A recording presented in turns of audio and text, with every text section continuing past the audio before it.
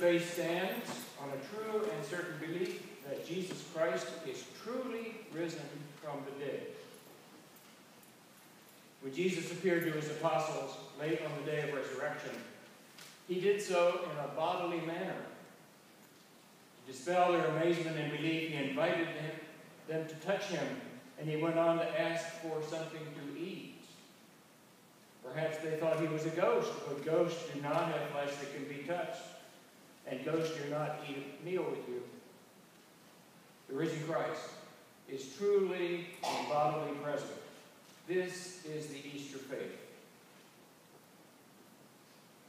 To gain a full understanding of this encounter between the risen Christ and his apostles, let's put ourselves in their place as they were on the days following the crucifixion and resurrection. And let's begin with that Sunday night.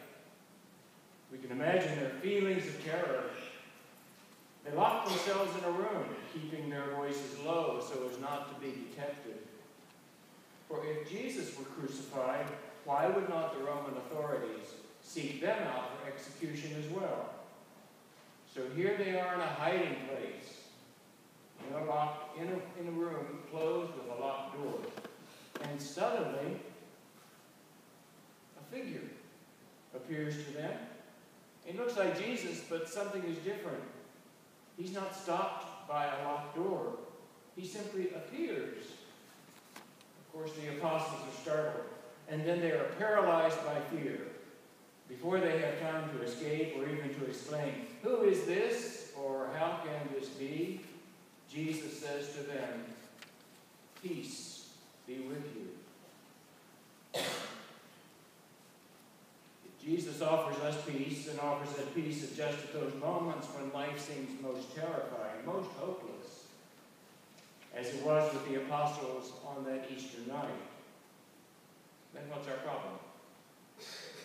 We should know that if Jesus is the one doing the offering of the gift of peace, we can trust completely in the truth of that offer. Why then do we continue to feel anxiety instead of peace? Why does Jesus' offer reach our ears and maybe our minds, but is not allowed into our hearts? Why do we continue to fret when the alternative is so attractive? We sometimes speak of the giving of a problem over to God and then say, "Oh no, you can't do it. I have to take it back for a while." As though we doubt that God can really do anything about a problem that to us seems so huge. Our pride does not allow God to take over and to let it go. So even though Jesus offers us perfect peace, we continue to worry about a situation or problem until we finally realize we've done all we can, and then it is in God's hands. Of course, the situation was in God's hands all along. We try to manage it over and over until we finally realize we cannot. That's when the peace of Christ finally takes over. We have to let go first. Maybe this is why the great spiritual director Julian of Norwich had to say it 3 times before we would get it. All shall be well, and all things shall be well, and all manner of things shall be well. How long is she going to have to say that?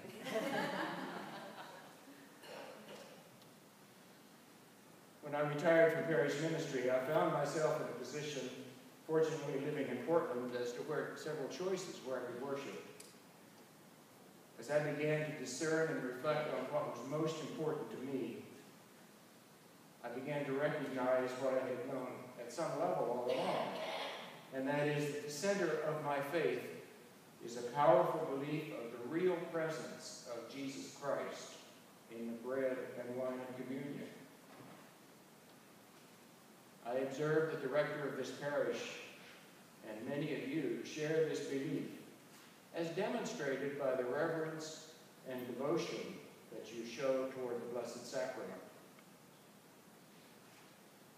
Most of you believe that when you enter this church, you know that you are coming into a space that is sacred. And what a wonderful witness this is to a world that knows very little of truly sacred space. Abraham's grandson, upon awaking from his dream, said, "How awesome is this place! This is none other than the house of God, and this is the gate of heaven," as is this parish. I'm delighted and humbled that I've been welcomed and invited to share this beautiful place with you. Just as the apostles were astonished and delighted when Jesus appeared in bodily form, showing them his hands and his sides, and yes, asking for a piece of fish, so we too rejoice when God shows up in our lives, going through many locked doors to get to us. So no matter where life takes us or where we've gone in that life, God shows up. My prayer for you is that as you come to the table and receive Christ's body and blood, you too will be utterly astonished at the real presence of Jesus Christ in this place and in your life. And I pray that God will continue to show up for you again and again, coming right through all the locked doors in your life. Hallelujah.